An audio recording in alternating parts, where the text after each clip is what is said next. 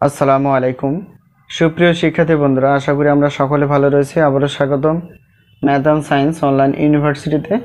আজকে আমরা আমাদের সাজেশন অনুসারে চ্যাপ্টার 1 যুক্তি ও প্রাথমিক তত্ত্ব অর্থাৎ fundamentals of mathematics Titas publication board বই 30 পৃষ্ঠার অর্থাৎ 10 এক্সাম্পল 10-এর 2 নম্বরটা আমরা সমাধানে যাওয়ার চেষ্টা করব।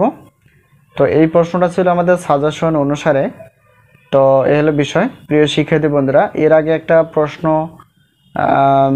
মানে উক্তি দেওয়া ছিল, সেই উক্তিকে ভেঙে আমরা সত্য গঠন করার পর আমরা প্রমাণ করার চেষ্টা করেছিলাম। তো যদি ক্লাসটি দেখা না থাকে অবশ্যই দেখে নিবা। তো এখানে দেখো, এখানে বলা আছে যে যদি তুমি বুদ্ধিমান ও পরিশ্রমী হও তবে তুমি সফল হইবে বা হবে। তো এটা একটা বাক্য। তুমি সফল হও নাই, সুতরাং তুমি বুদ্ধিমান ও পরিশ্রমী না। মানে এটা হচ্ছে আমাদের একটা উক্তি দেওয়া আছে বা কথা দেওয়া আছে বা স্টেটমেন্ট দেওয়া আছে। তো সেই অনুসারে আমাদের কি করতে হবে, যে বৈধতা প্রমাণ করতে হবে যে আসলে এটা সত্য প্রমাণিত হয় কি না। তো প্রথমত এখানে দেখো, আমরা যদি বলি এখানে বাক্য হিসেবে 2 ভাগে বিভক্ত। তো এটা একটা বাক্য, আর এখান থেকে শুরু করে এখানে একটা বাক্য। তাহলে 2টা বাক্য, 2টারই পজিটিভ সাইড আছে। 2টার মানে এই বাক্যেরও পজিটিভ আছে, পরেরটা হচ্ছে নেগেটিভ মানে সাইড আছে। তো যাই হোক, এখন পজিটিভের জন্য একটা মানে আমরা কি ধরবো, উক্তি ধরবো, আর নেগেটিভের জন্য একটা উক্তি ধরবো। তো এখানে যদি, এই যদিটা হচ্ছে একটা শর্তে, যদি তুমি বুদ্ধিমান ও পরিশ্রমী হও তবে, এই তবে হচ্ছে একটা শর্ত। তো যদি এবং তবে যদি থাকে, আমরা জানি যে এটা হচ্ছে একটা যদি তবে এগুলো থাকলে আমরা বুঝি একমুখী শর্তায়ন। ঠিক আছে, যদি তবে এ সমস্ত, তারপর সুতরাং, সুতরাং যদি থাকে, যদি তবে সুতরাং এগুলো থাকলে আমরা বুঝবো যে একমুখী শর্তায়ন উক্তি। তো এটা অবশ্যই আমাদের মনে রাখতে হবে। আর এগুলো আমরা আগে থেকে একবার ক্লাসে দেখাইছিলাম যে নাকরণ উক্তি, এগুলো আমাদের লাগবে এটা অঙ্ক সমাধান করতে গিয়ে। তো যাই হোক, এটা একটা বাক্য। তো যদি, তো এখন আমরা কি ধরবো এখানে, তো যেহেতু তুমি বুদ্ধিমান ও পরিশ্রমী, তুমি বুদ্ধিমান ও পরিশ্রমী অথবা বুদ্ধিমান ও পরিশ্রমী, এটা হচ্ছে আমাদের একটা পজিটিভ সাইড, মানে হ্যাঁ বোঝাই। তো এই অংশটাকে আমরা কি ধরবো, পি ধরবো। আর পরবর্তী না সাইডটা, তার মানে যদি এই কথাটা দেখো, এখানে লেখা আছে যে তুমি সফল হও নাই, সুতরাং তুমি বুদ্ধিমান পরিশ্রমী না। তারা যদি হ্যাঁ যদি পি হয়, তাহলে না এর জন্য কি হবে, নাকরণ পি। হার জন্য যদি পি উক্তি হয়, তাহলে নার জন্য হবে কি, নাকরণ পি। মানে সত্য যদি হয়, এখানে দেখাবে মিথ্যা। ঠিক আছে। তো তার পরবর্তী কাজ হচ্ছে তুমি সফল হও নাই, মানে পরের বাক্যে তুমি সফল হও নাই। সফল হওয়ার জন্য আমরা হয়তো পির জন্য পি ধরছি একবার, এবার কিউ ধরতে পারি। সফল হওয়ার জন্য সফল, এখানে তুমি সফল হও বা সফল হওয়ার জন্য আমরা হয়তো কিউ ধরতে পারি। সফল হও নাই তার মানে কি, নাকরণ কিউ। ঠিক আছে, এভাবে আমাদের ধরতে হবে। তো এখন আমরা কাজ করব, অর্থাৎ এগুলো ধরে নিব। প্রিয় শিক্ষার্থী বন্ধুরা, আমরা এখানে ধরে নিলাম যে তুমি বুদ্ধিমান ও পরিশ্রমী, এই উক্তির জন্য আমরা ধরে নিলাম পি। তুমি সফল হবে, এটাকে ধরে নিলাম আমরা কিউ। তো এখন আমরা পুরা মানে উক্তিটা পড়ব এবং শর্ত গঠন করব। যদি তুমি বুদ্ধিমান ও পরিশ্রমী হও তবে তুমি সফল হইবে বা হবে। তো তুমি বুদ্ধিমান ও পরিশ্রমী এর জন্য আমরা কি ধরছিলাম, পি ধরে ফেলেছিলাম। আচ্ছা, সফল হও বা সফল হবে, এটাকে আমরা কি ধরলাম, কিউ ধরলাম। তো একটা বাক্যের মাঝে 2টা অংশ রয়েছে বা 2টি উক্তি রয়েছে, আমরা নিয়ে ফেললাম। তো আরও কিছু শর্ত আছে, যেমন যদি তবে যদি কোনো বাক্যের মাঝে পাওয়া যায়, তাহলে সেক্ষেত্রে আমাদের একমুখী শর্তন চিহ্নটা দিতে হয়। তাহলে এটা একটা শর্ত হয়ে গেল। তো আশা করি বিষয়টি ক্লিয়ার। এরপর আমাদের কাজ হচ্ছে যে তুমি সফল হও নাই, মানে তুমি সফল হবে, হবে, তুমি সফল হবে। তো সফল হওয়ার জন্য সফল, ও আরেকটা বিষয় হচ্ছে যে যেহেতু এখানে বাক্যটা আমাদের শেষ, তার মানে এখানে আমাদের সংযোজন চিহ্নটা দিতে হবে। ঠিক আছে, বাক্য শেষ হওয়া মানে কি সংযোগ চিহ্ন দিতে হবে।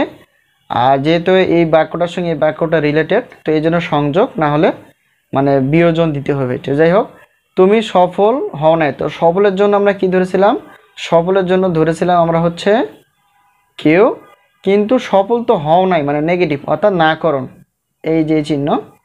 তো এর পরবর্তী আমাদের কাজ হচ্ছে যে, তো বলছে যে সুতরাং, তো সুতরাংয়ের জন্য তো আমরা জানি একমুখী শর্তায়ন। তো এরপর হচ্ছে তুমি বুদ্ধিমান ও পরিশ্রমী না, তাহলে বুদ্ধিমানের জন্য আমরা ধরেছিলাম কি পি, কিন্তু এখানে যেহেতু না বলছে, তাহলে সেক্ষেত্রে আমাদের কি নাকরণ উক্তি। ঠিক আছে, তো আশা করি আমরা সত্য গঠনটা বুঝে গেছি। তো ব্র্যাকেট দিয়ে আমরা একটু আলাদা বুঝে নিলাম। তো এখানে আমাদের কি কি করা উচিত একটু খেয়াল করো। তো প্রথমত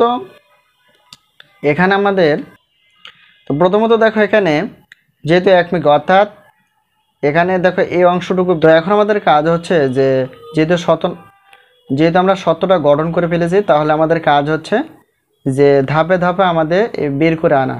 তো দেখো এখানে পি কিউ, তারপর আমাদের এটা অর্থাৎ কিউবের নাকরণ উক্তি বের করতে হবে। করার পর এটার মধ্যবর্তী অপশন যেটা আমরা দেখতে পাই সেটা হচ্ছে সংযোজন করতে হবে। সংযোজন করার পর যে ক্যালকুলেশনটা থাকবে, তারপর হচ্ছে পি এর নাকরণ বের করতে হবে। আর এই অপশনে যে মানটা আমরা পাবো সেই মানের সঙ্গে আবার শর্তায়ন করে যদি সবগুলো সত্য হয় অ্যান্সার বা টি পাওয়া যায়, তাহলে বুঝবো সেটা হচ্ছে যে বৈধতা বা বৈধ। আর যদি না হয় তাহলে সেটা বুঝতে হবে অবশ্যই অবৈধ ছিল। তো যাই হোক, এখন এখানে আমাদের কাজ করতে হবে, যেহেতু দুইটা আমরা উক্তি ধরছি, সেটা হচ্ছে পি আর ওটা হচ্ছে কিউ। আমরা জানি দুইটা টি হয় পি উক্তির জন্য এবং দুইটা এফ হয়। ঠিক আছে, এলো বিষয়। আর কিউ জন্য একটা টি আর ওটা হচ্ছে এফ, একটা টি আর ওটা হচ্ছে কি এফ। তো আমরা আগেই জানি, তো আমরা আগে থেকে জেনেছি যে টিতে হচ্ছে ট্রু বা সত্য, এফতে হচ্ছে ফলস বা মিথ্যা।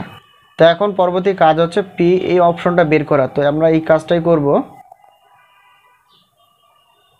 ঠিক আছে, তো এখন দেখো এটা হচ্ছে শর্তায়ন, আর শর্তায়নের সূত্রটা এরকম। তো দুইটা টি মানে একটা টি, তাহলে দুইটা টি মানে কি হবে? একটা টি, মানে টি মানে টি হয় টি এফ। তো টি এফ মানে কি হবে? এফ হবে। এই যে টি এফ মানে হচ্ছে এফ, আর এফটি মানে কি? এফটি মানে হচ্ছে টি, আর এফ এফ মানে হচ্ছে টি। ঠিক আছে, মানে এই অংশটুকু আমাদের বের হয়ে গেল। তো এরপর আমাদের কাজ করতে হবে, অর্থাৎ এই কিউবের কি করতে হবে? নাকরণ, মানে কিউব যেটা ছিল না সেটার কি হা থাকলে না করতে হবে। এখন টি আছে, অর্থাৎ আমরা এটা নিয়ে নিই।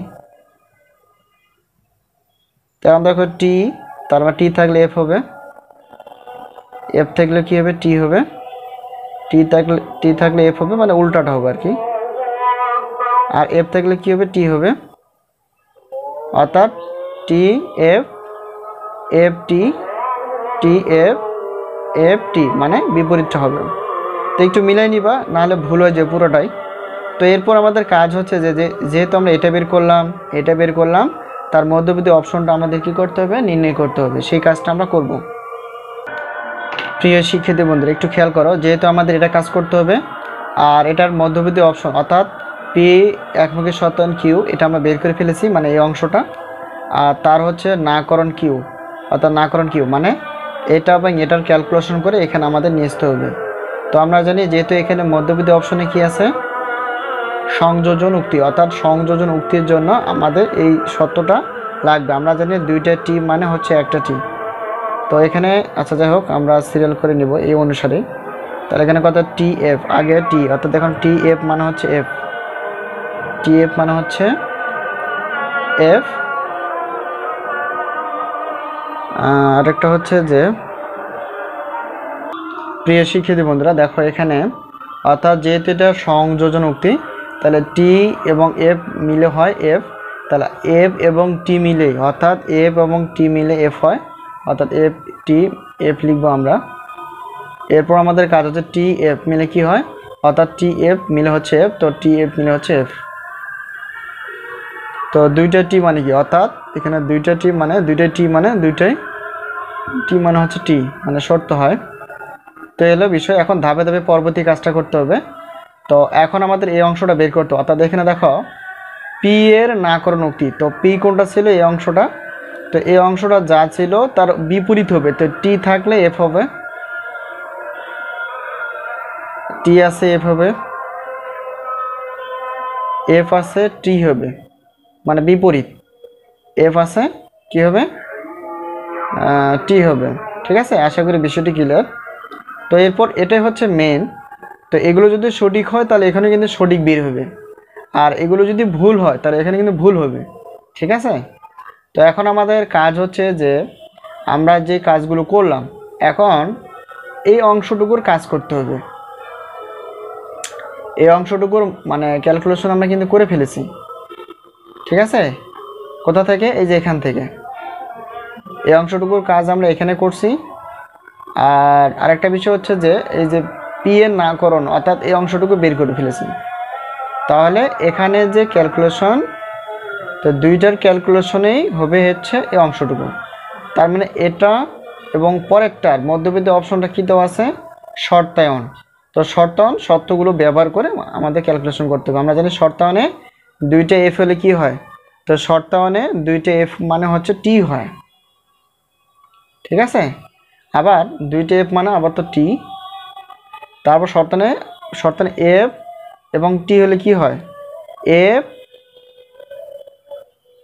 এবং টি হলো টি হয়।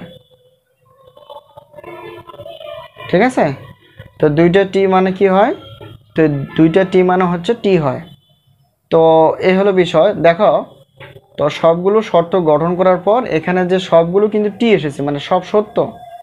তাহলে আমরা বলতে পারি যে উক্তিটি কি ছিল, বৈধ ছিল।